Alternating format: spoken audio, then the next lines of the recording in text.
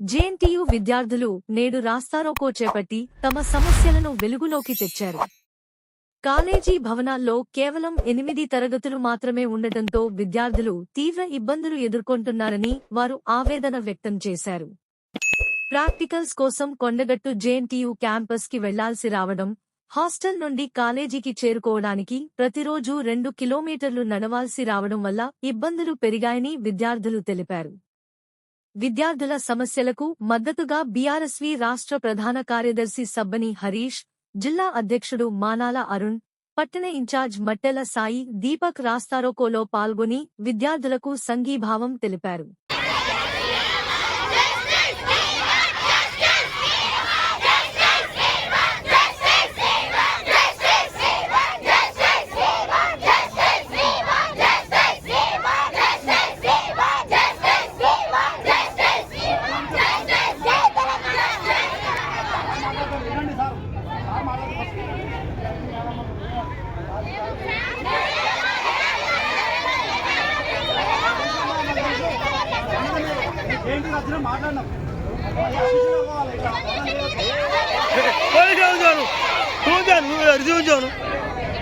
అంతా పోతారే పోలీసు ఉంచాను.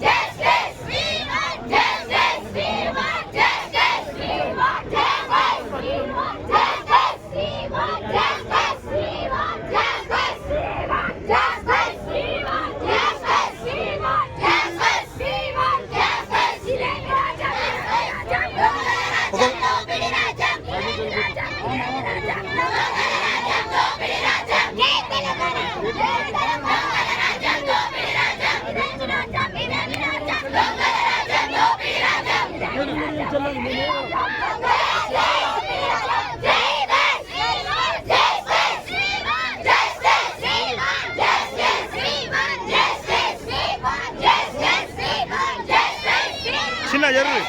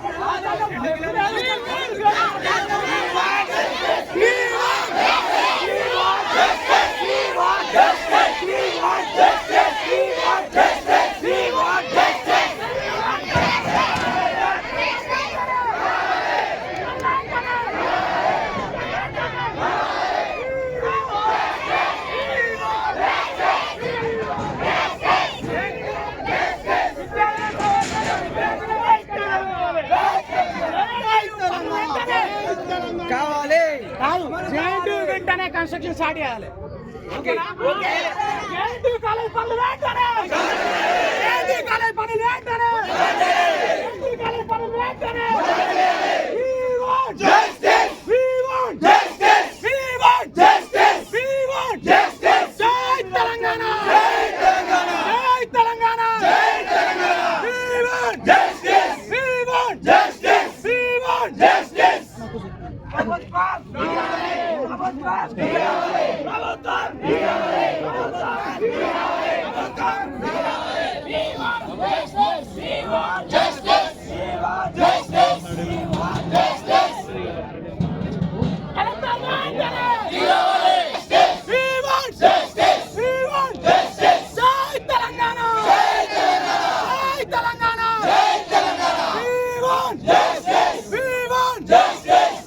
కలెక్టర్ వెంటనే కలెక్టర్ వెంటనే జై తెలంగాణ జై తెలంగాణ ఇదే విరాజ్యం ఇదే విరాజ్యం దొంగల రాజ్యం దోపిడీ రాజ్యం ఇదే విరాజ్యం ఇదే విరాజ్యం దొంగల రాజ్యం దోపిడీ రాజ్యం స్టూడెంట్స్ అందరూ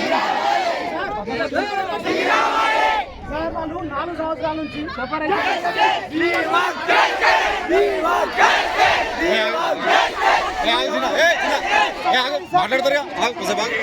సార్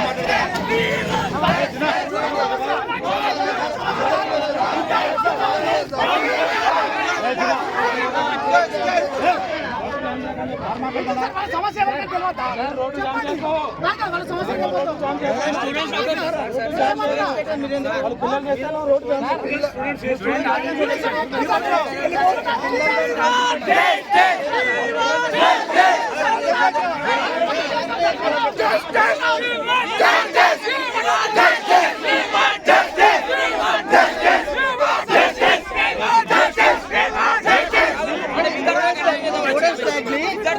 నేను పబ్లిక్ స్టూడెంట్స్ టెక్ని మీరు డైల్యూట్ చేయగలరు పొలిటికల్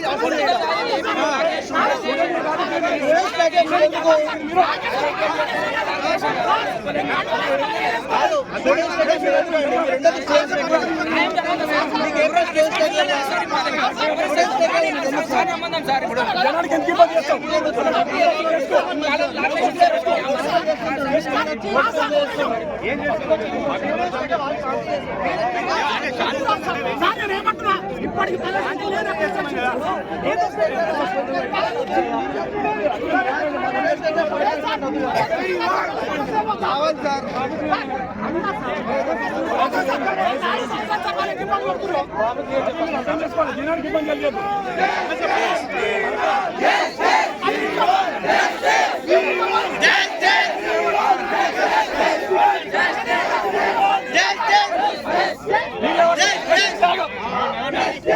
మీరేమంటే చూడండి